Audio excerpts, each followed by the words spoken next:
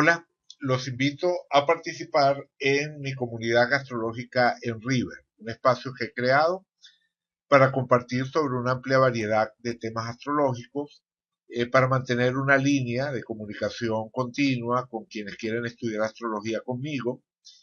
Es un espacio en el que cada cierto tiempo doy charlas gratuitas, donde comparto materiales, donde pueden conocer a otras personas que también están en este camino de aprendizaje en el mundo de la astrología. En ese mismo espacio anuncio los cursos que voy a dar y River permite la creación de grupos privados que van a servir también de apoyo para esos cursos. O sea, cada vez que abra un curso, crearé un grupo privado, un subgrupo dentro de River privado asociado a ese curso que estoy dando, lo cual permite que la experiencia del curso no se limite solamente a las clases, sino que se pueda crear un pequeño espacio de comunidad alrededor del curso, entre los estudiantes, entre los participantes del correspondiente curso, y allí plantear preguntas, compartir materiales, en fin, ¿no? La herramienta es muy flexible, es una herramienta de comunicación colaborativa y vale la pena explorar las posibilidades que presenta. Yo tengo aquí una nota en Facebook y en la descripción de este video les dejaré el enlace a esta nota de Facebook donde está descrito el procedimiento, ¿no? Cómo hacer para incorporarse en la comunidad. Hay un enlace que es este que dice aquí Astrología con Eduardo Castellanos. Si hacen clic en ese enlace, van a ir a la página de River, donde pueden registrarse en la comunidad. En la nota explico el procedimiento, ¿no? En la nota explico cómo hacerlo. Igual estoy a la orden para ayudarlos si tienen algún problema con esas instrucciones. Pero el objetivo de este material de hoy, aparte por supuesto de extender la invitación, es hablarles un poquito sobre la forma en la cual yo entiendo la astrología, la forma en la que me aproximo a, el lenguaje y la práctica de la astrología. ¿Qué podemos esperar de ella? ¿Cuál es la naturaleza de ese lenguaje? En fin. Eh, no pretendo en ningún caso decir que esta forma de abordar la astrología es la única o es la mejor, es simplemente la que yo manejo y por lo tanto, si alguien quiere en algún momento tener una consulta conmigo o estudiar conmigo o simplemente compartir dentro de esta comunidad en River, es importante que sepa qué esperar. O sea, eh, por supuesto no se trata de una posición dogmática. Las puertas están abiertas también para quienes entiendan la astrología de una manera diferente, con todo el respeto del mundo y por supuesto esperando también el correspondiente respeto a las diversas posiciones. Creo que no tiene mucho sentido pretender poseer una verdad absoluta con respecto a lo que es o no es la astrología, a cómo funciona o no. Digamos que cada uno de nosotros llega a una posición a través de su propia experiencia, a través de sus propios estudios y como les decía, en este material quiero compartir la mía. Y en ese sentido, algo que nos puede resultar útil es este esquema que he utilizado en algunas de las charlas gratuitas, esas que les mencionaba, que están accesibles en River. Una serie de charlas que di, que espero retomar, sobre el tema de los paradigmas astrológicos. Y en particular, dentro de esa charla, mencionaba que hay dos grandes grupos, podríamos decir, o dos grandes posiciones con relación a la astrología. Una es la posición que podemos describir como determinismo total. O sea, aquellos astrólogos que ven en la astrología la fuente de un determinismo total. Y hay también quienes ven en la astrología la fuente de un determinismo parcial. Eh, Muchas veces esto se plantea como un debate entre determinismo y libre albedrío, pero yo creo que ese debate está mal planteado. Cuando uno opone determinismo versus libre albedrío, realmente está contraponiendo categorías que no están en el mismo plano, en el mismo nivel, porque el libre albedrío existe independientemente de que uno crea o no en el determinismo total o en el determinismo parcial. El ser humano tiene la experiencia del libre albedrío, de tomar decisiones, de decir me quiero ir por la derecha o por la izquierda. Por supuesto, quien está en la posición de determinismo total simplemente piensa que esa experiencia de libre albedrío es una ilusión, que el ser humano cree que elige libremente, pero realmente no es así, realmente está siguiendo un guión y en ese guión está incluso lo que él cree que va a decidir. Algo así como que si una persona argumenta a favor del libre albedrío desde esta posición del determinismo total, nos diría es que en tu destino estaba argumentar a favor del libre albedrío. Y si argumenta a favor del determinismo, dirá sí, porque es que en tu destino estaba argumentar a favor del determinismo. Es decir, desde la posición del determinismo total, el libre albedrío sigue existiendo, solamente que no es realmente sustancial en su aporte para la construcción de un destino, sino que está inmerso dentro de todas las demás variables que están ya definidas, determinadas desde la carta natal de una persona. Por otra parte está el determinismo parcial y por supuesto en el determinismo parcial el libre albedrío va a tener la posibilidad, va a tener al menos la posibilidad de contribuir de una forma más sustancial a la construcción del destino de una persona. Pero eso no significa que estemos eliminando el determinismo. Lo que estamos es matizándolo, lo que estamos es caracterizándolo y estamos diciendo que el determinismo es parcial. ¿Por qué? Porque si nosotros estamos hablando de astrología, tenemos que aceptar que hay algún grado de determinismo, independientemente de que sea total o parcial. Lo cierto es que si algo forma parte de la realidad, ese algo tiene que influir en la realidad hasta cierto punto, de cierta manera. Es como decir, utilizando una analogía, el determinismo que ejerce el clima sobre las culturas o las sociedades que se desarrollan en ese lugar. Es decir, la relación que puede haber entre las características de los pueblos nórdicos, qué sé yo, Noruega, Dinamarca, y los climas especialmente fríos que tienen en esas regiones, versus las características de los pueblos que se desarrollan más cerca del trópico. Eh, Uno puede efectivamente decir que el clima tiene una relación, ejerce una influencia, determina de alguna manera, hasta cierto punto, lo que está ocurriendo allí. Por supuesto, hablar de un determinismo total desde ese punto de vista del clima probablemente no sea una idea que suene muy razonable.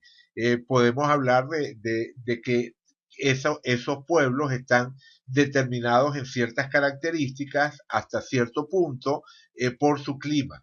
Pero el hasta cierto punto y el en ciertas características nos está diciendo que asumimos un determinismo parcial. Si vamos a otro nivel, podemos decir la genética representa un factor determinista, o sea, la genética es un factor que nos determina. y en ciertos aspectos puntuales, su impacto es evidente, ¿no? Desde la genética se define, por ejemplo, si vamos a ser hombres o mujeres. Pero ¿qué ocurre? Resulta que ese determinismo genético no es total. O sea, es de nuevo un determinismo parcial, porque personas que comparten la misma carga genética, por ejemplo, dos hermanos gemelos idénticos, pueden tener vidas diferentes, pueden desarrollar enfermedades distintas, porque existen factores epigenéticos, factores que están más allá de la genética. Y entonces, por ejemplo, puede ocurrir que dos gemelos en el vientre materno tengan exactamente la misma carga genética, pero que uno de ellos reciba más nutrientes que el otro en el vientre materno. Entonces ahí queda totalmente claro que la genética no basta para determinar por completo la vida de la persona. Y podemos ir más allá, por supuesto. O sea, desde el punto de vista genético se puede ver la predisposición a una determinada enfermedad, pero eso no significa que esa enfermedad vaya necesariamente a desarrollarse, porque hay otros factores que son los que terminan de disparar el proceso que desemboca en la enfermedad. Bien, entonces queda claro que si nosotros estamos estudiando algo que forma parte de la realidad, ese algo tiene un lugar y genera un efecto y por lo tanto, hasta cierto punto podemos decir que determina, pero muy rara vez, o yo diría no muy rara vez, en ningún caso, uno realmente habla de determinismo total.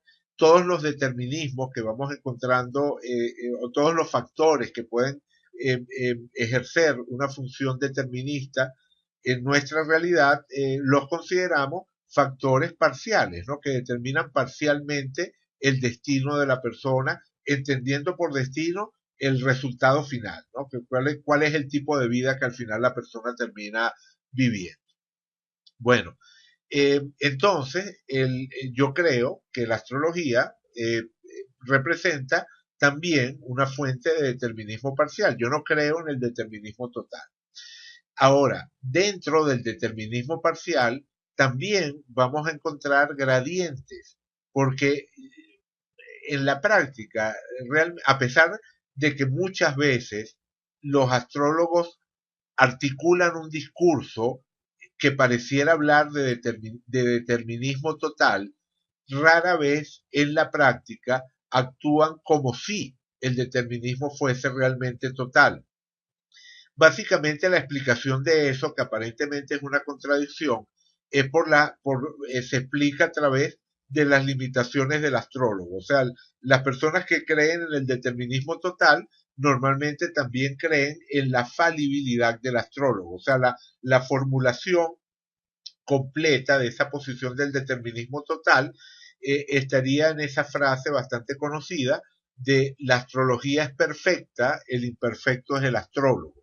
Entonces, desde ese punto de vista, también se acepta que desde el punto de vista práctico no hay un determinismo total porque el agente a través del cual la astrología puede manifestarse, que es el astrólogo, introduce un ruido que desvirtúa algo que de otro modo sería perfecto. Eh, digamos que existen, ¿no? Existen quienes manejan esa posición, quienes, digamos, asumen que efectivamente hay un determinismo total y que si no logramos evidenciar ese determinismo total es por las limitaciones de nosotros como seres humanos. Esa es una posición. Eh, pero en la práctica, ya sea que hayamos llegado por este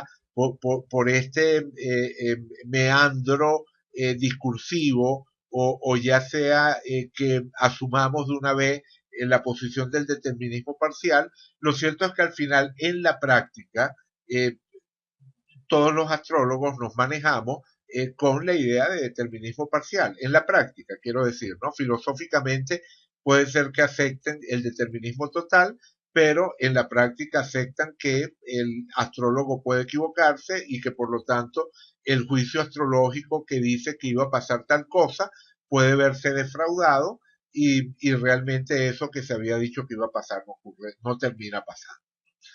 Bien, bueno, como dije, yo no creo en esto, no creo en el determinismo total. Mi posición dentro de la astrología estaría entonces en este segundo grupo de celdas que están descritas como determinismo parcial. Como decía, aquí dentro del determinismo parcial también hay gradientes, porque existe el determinismo parcial que considera que el libre albedrío, de nuevo, realmente no tiene un impacto especialmente fuerte, o que si lo tiene al mismo nivel que cualquier otro factor, como por ejemplo la familia en la que nos toca vivir o la época que nos toca vivir, cosas de ese estilo. Esa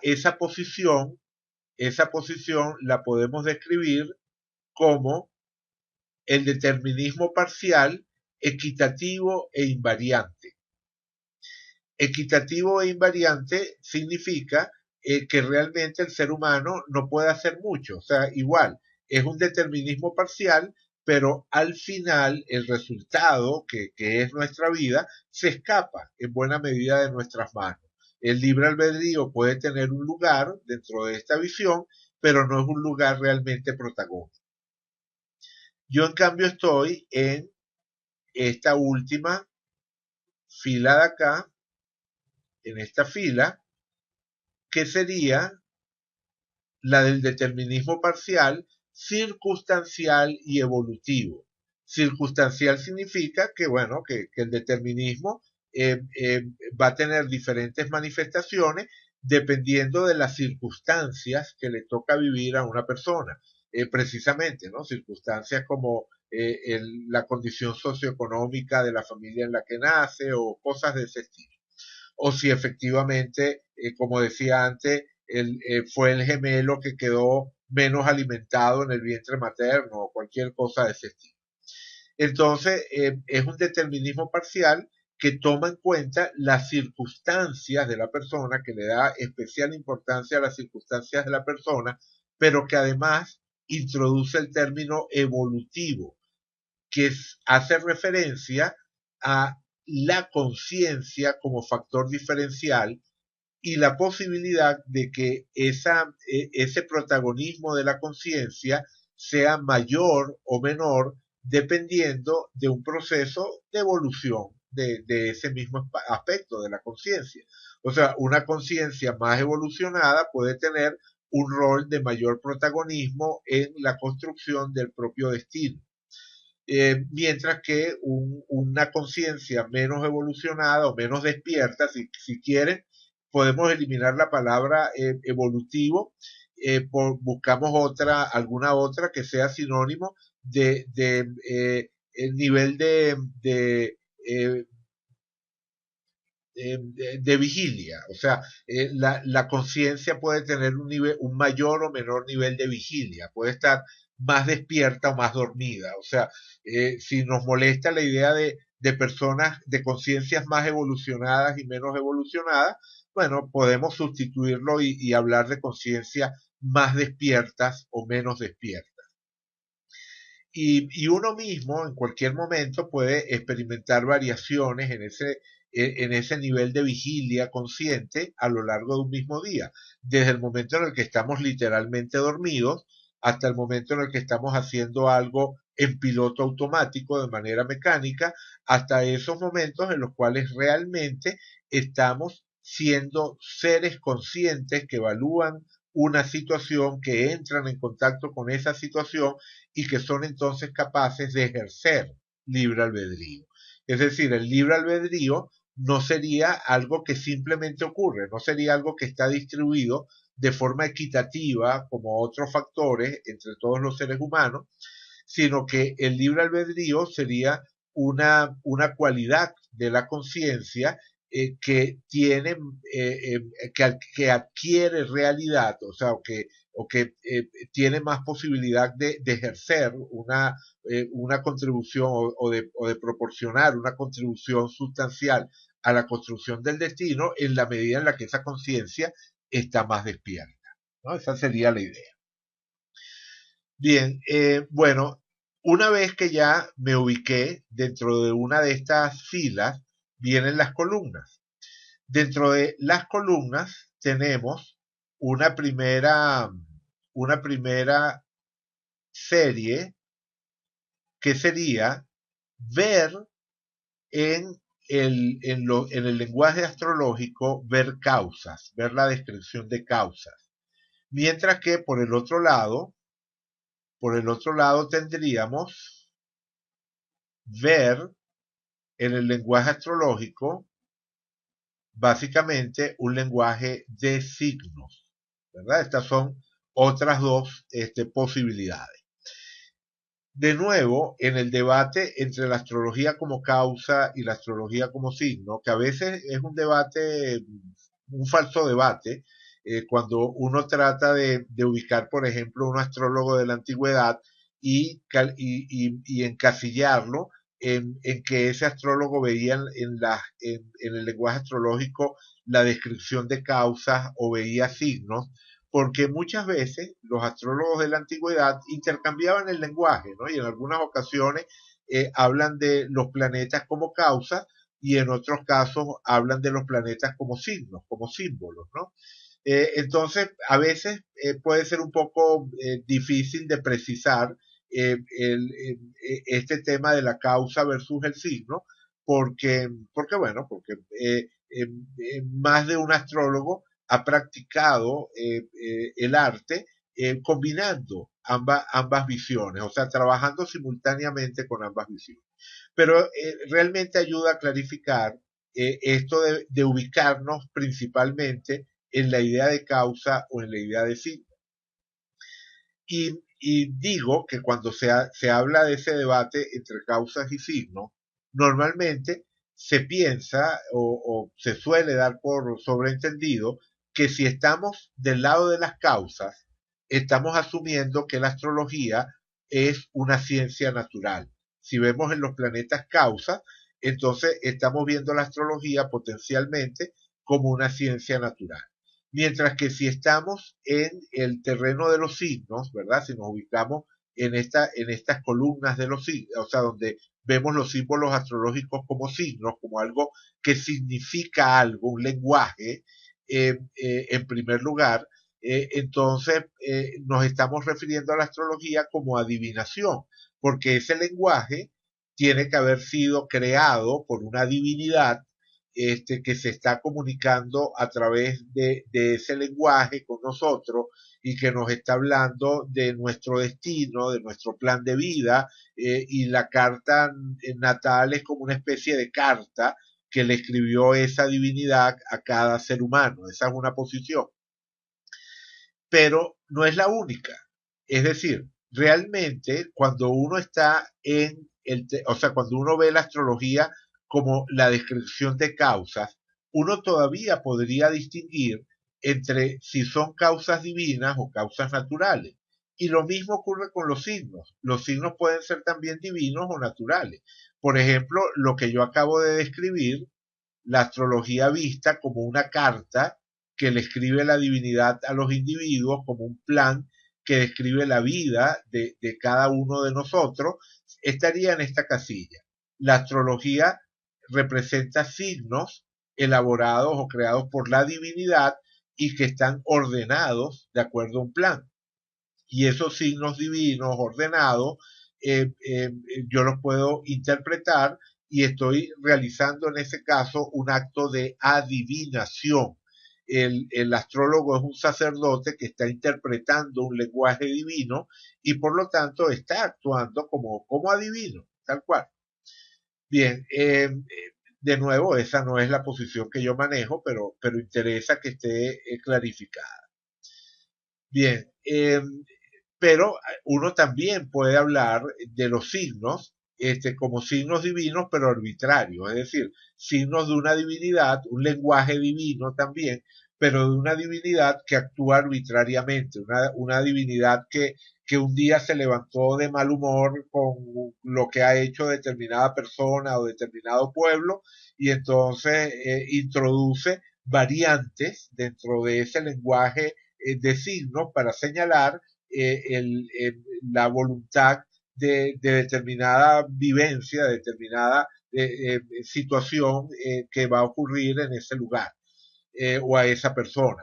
Estamos hablando de la introducción de los cometas o de los fenómenos naturales conocidos, por ejemplo, como pargelia, los estamos introduciendo allí como voluntad de un Dios que es capaz de modificar el lenguaje sobre la marcha de acuerdo a su voluntad y por lo tanto son signos divinos pero arbitrarios. Esta posición sería la posición en la que tendríamos que ubicar a William Lilly. Bueno, sí, no. A William Lilly, por ejemplo, ese famoso astrólogo inglés, ese sería otra vez uno de esos casos de, de un astrólogo que se mueve. Bueno, vamos a duplicar esta misma casilla. Ok, lo ponemos aquí.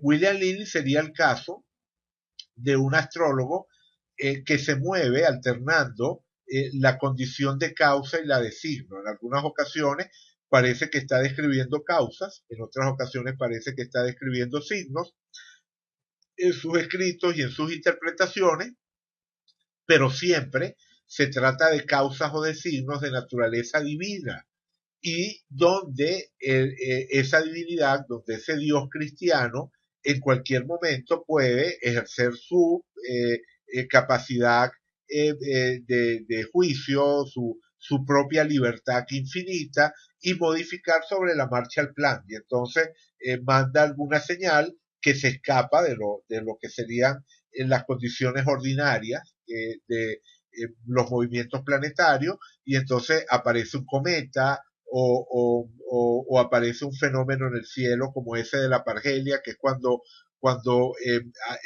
al lado del Sol se ven como otros dos soles a sus lados, que es un efecto óptico que en esencia es similar a los arcoíris, ¿no? Es un producto de la refracción de la luz en la atmósfera y en determinados contextos puede ocurrir eso, que se vea el Sol y a su lado aparezcan dos soles que lo acompañan.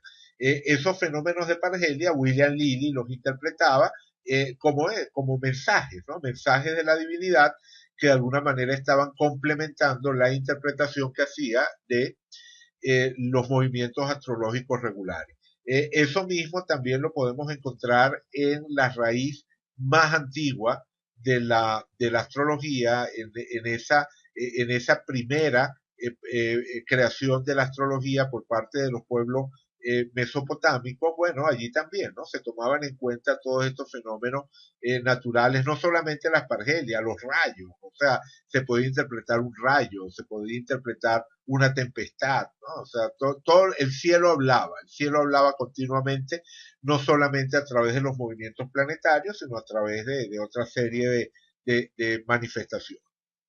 Bien, pero, como digo, uno puede ver las causas también como causas naturales.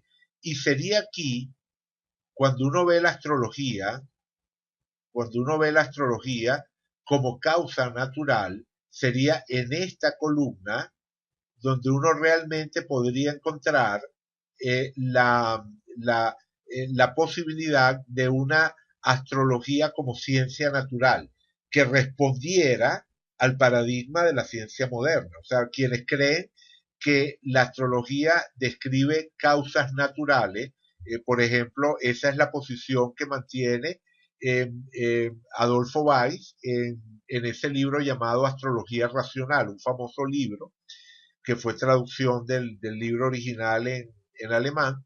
En ese libro, Adolfo Weiss establece claramente esa posición, que a su vez es una posición que él hereda de Morán de Villefranche. O sea, cuando uno lee los libros de Morán de Villefranche, está absolutamente clara esa idea de la causa natural, la astrología como una descripción de causas naturales. Más hacia atrás también nos vamos a encontrar con posiciones similares a estas de Morán de Villefranche y de Adolfo Weiss, pero a medida que retrocedemos en el tiempo, se va mezclando más este tema de la causa natural con la naturaleza divina de la astrología, pero sí, ¿no? Sería, en todo caso, sería en esta columna donde ubicaríamos el esfuerzo de hacer una astrología científica. Cuando una persona dice que el tipo de astrología que practica es una astrología científica, bueno, significa que está en algún lugar de esta columna. Probablemente esté aquí, probablemente esté, ¿verdad? Aquí, en esta sección del determinismo parcial. Es difícil que alguien maneje el paradigma de causa natural, de la astrología como causa natural, y siga asumiendo que el determinismo es total. Pero bueno, también es posible. Cada una de estas casillas puede ser adoptada como posición. Bien, perfecto. Bueno, entonces luego tenemos lo mismo para los signos. Los signos, ¿verdad? Si hablamos de que el lenguaje astrológico describe signos, describe un mensaje en términos de significado y no un conjunto de causas naturales, entonces normalmente se dice, como comentaba hace un momento, que si creo que el lenguaje astrológico es un lenguaje de signos, de símbolos que me transmiten un conocimiento, bueno, eso significa que estoy dando por sentado que son signos de naturaleza divina, que hay una divinidad que se está comunicando conmigo a través de esos signos. Pero eso no es del todo cierto. O sea, yo puedo pensar que se trata de signos divinos o puedo pensar que se trata de signos naturales, porque la naturaleza también tiene signos.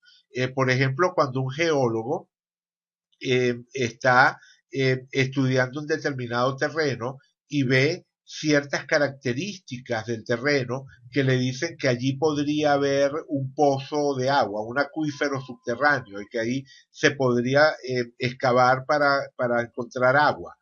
Bueno, esa persona está leyendo signos naturales y a través de ese leer signos naturales está tomando ciertas decisiones. Entonces, el signo no tiene por qué ser necesariamente divino. Por supuesto, en el caso del geólogo, del signo natural, ese que acabamos de explicar, ese signo natural sería mecánico, ¿verdad? Hay una relación mecánica entre las características del terreno y el hecho de que haya un acuífero. Entonces, podemos pensar en signos naturales mecanicistas. Pero hay otra posición que resulta extremadamente interesante, que es la de los signos naturales psicoides. El término psicoide está tomado de la terminología de Jung, del psicólogo suizo Carl Gustav Jung, que ha sido realmente una de las personas que más ha contribuido a una comprensión moderna de la astrología a través de sus reflexiones y a través del entramado teórico que él produjo y que efectivamente es capaz de acoger el fenómeno astrológico. Independientemente de que nos limitemos o no a lo junguiano, no se trata de decir que vamos a hacer, que vamos a abordar la astrología desde una ortodoxia junguiana. Lo cierto es que el enfoque junguiano es extremadamente rico y tiene una serie de ideas que podemos tomar y que nos pueden ayudar a orientarnos dentro de este universo de lo astrológico. Y en particular está este concepto de la realidad psicoide. Es decir, Jung consideraba que la realidad no era psíquica, o sea, no es que la psique humana y la realidad eran exactas, o sea, la realidad natural que nos rodea eran exactamente lo mismo o intercambiable, pero sí decía que la naturaleza respondía de forma similar a la psique. Es decir, que había un continuo que iba desde la naturaleza hasta la psique humana y que permitía que desde la naturaleza emergiera lo que él llamaba arquetipos, que se podían manifestar en la psique humana, que no había una división estricta a rajatabla entre el plano de lo psíquico y el plano de lo físico, sino que esa realidad física tenía una condición psicoide, era portadora de una condición psicoide, una condición que sin ser psique en el sentido estricto, le permitía responder y comunicarse y establecer un correlato con el mundo de la psique. Si uno acepta eso, y yo lo creo, yo creo que efectivamente el mundo físico y el mundo psíquico no están estrictamente separados. Creo que eso es algo que permite entender el funcionamiento de la astrología, que el hecho de que la astrología funcione nos está hablando de eso, nos está hablando de la existencia de fenómenos psicofísicos, o sea que la astrología nos habla de fenómenos que son al mismo tiempo psíquicos y físicos. Bueno, desde ese punto de vista, yo puedo decir que la astrología nos habla de signos que son signos naturales, que forman parte de la realidad tal como se nos presenta, tal como existe, pero que son signos naturales que responden a esa dimensión psicoide de la realidad. Bueno, aquí es donde yo me ubico. O sea, y entonces ya queda claro, ¿verdad?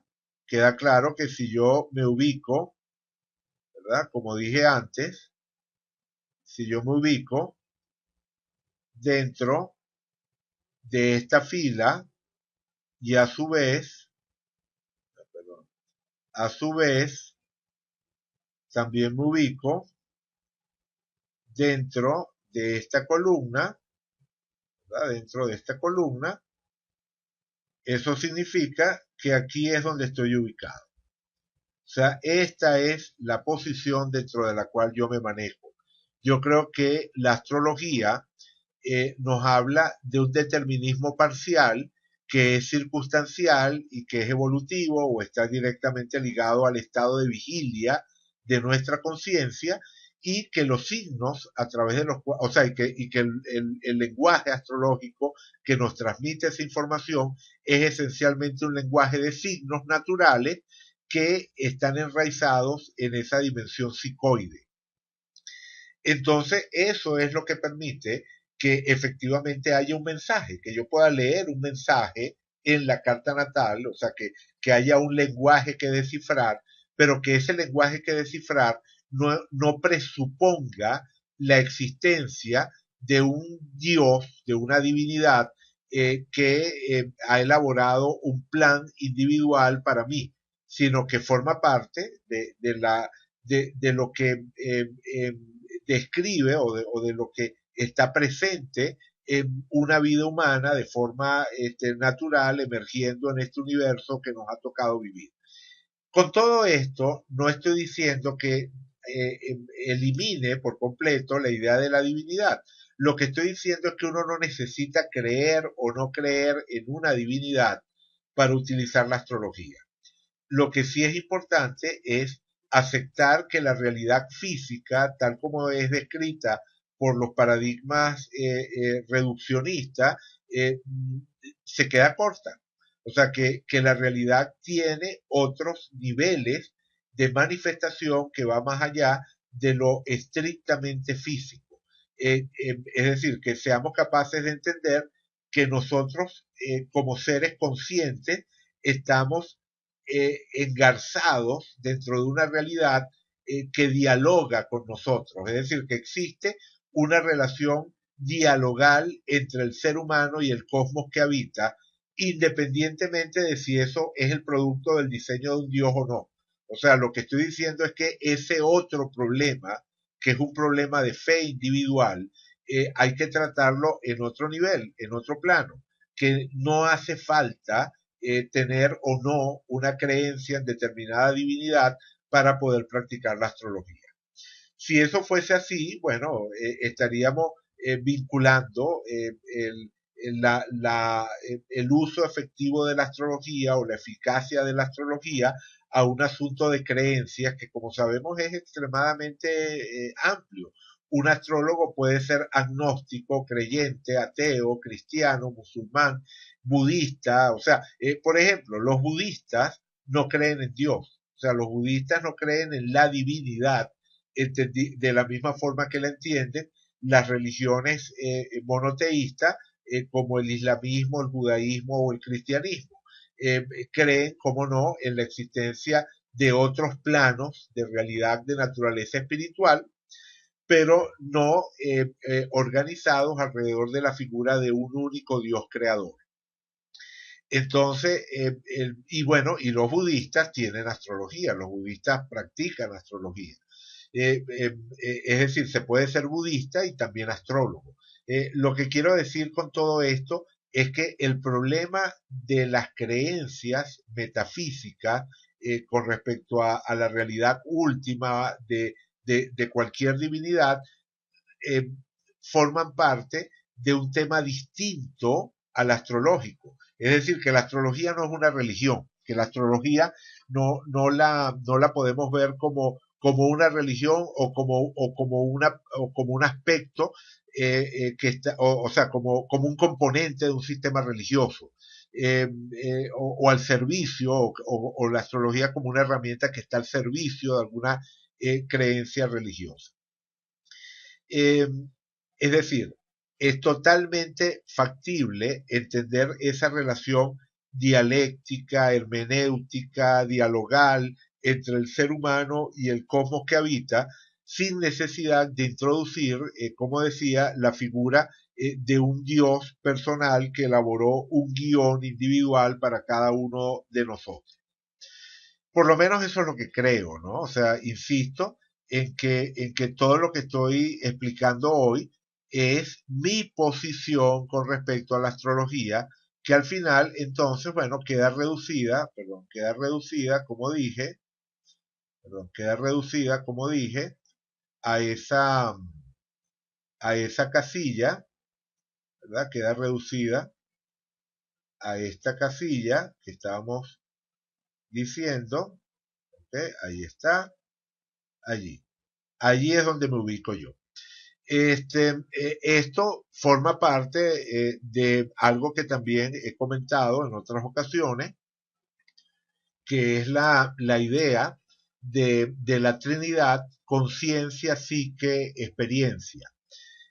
La conciencia como piloto de un barco, la psique como ese barco y la experiencia como el conjunto de condiciones que rodean el viaje que realizamos en ese barco. Y lo que digo es que la astrología nos describe fundamentalmente el barco, ese que sería la psique, y nos describe las condiciones que rodean a la navegación de ese barco, pero que no nos estaría describiendo la conciencia, esa que, como decía antes, puede estar más despierta o más dormida, puede irse despertando a lo largo de la vida o se puede ir durmiendo a lo largo de la vida. Igual que uno habla de evolución, también puede hablar de involución o desintegración. Lo cierto es que es una dimensión diferente la de la conciencia a la de la psique y a la de las experiencias concretas en el mundo. Bueno, o sea, cuando yo hablo de este esquema, cuando digo que la carta natal me describe el barco y me describe el mar y que la vida es una navegación en la que el piloto de la conciencia, manejando el barco de la personalidad, atraviesa el mar de la experiencia, el telón de fondo conceptual contra el cual hago desarrollo esta metáfora es el que les comentaba antes, ¿no? Esa de la astrología como un factor de determinismo parcial y la información astrológica como una manifestación de esa naturaleza psicoide de la realidad que nos habla a través de signos.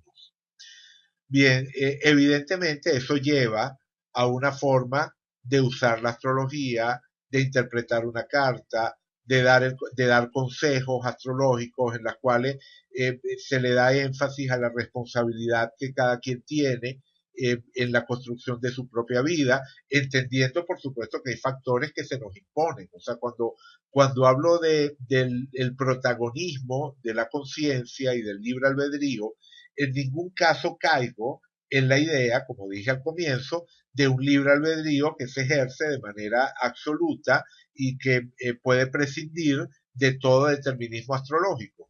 El determinismo astrológico puede ser parcial, pero sigue existiendo factores que están determinados por la carta natal. La persona que tiene, qué sé yo, una cuadratura entre Marte y la Luna, va a experimentar esa cuadratura entre Marte y la Luna. Lo interesante es que existe más de una forma de experimentar esa cuadratura y que la contribución de la conciencia y del libre albedrío puede servir precisamente para elegir entre formas más o menos negativas o positivas de experimentar esa tensión de la cuadratura entre Marte y la Luna, por decir algo. Bien, disculpen si me extendí mucho en este material, pero el objetivo era el que les acabo de decir, ¿no?